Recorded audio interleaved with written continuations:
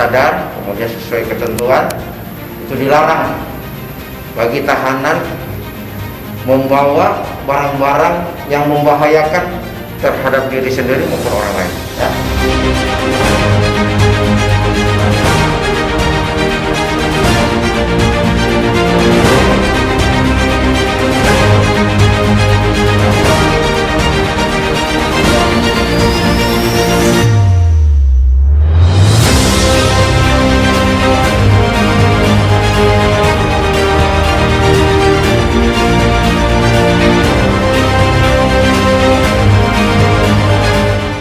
Terima kasih bahwa tadi kami sudah melaksanakan sesuai tugas dan pokok kita sebagai anggota Propos, yaitu melaksanakan disiplin sekaligus pemeriksaan terhadap Mapolres Kota bersama Polres jajaran Polres Kota.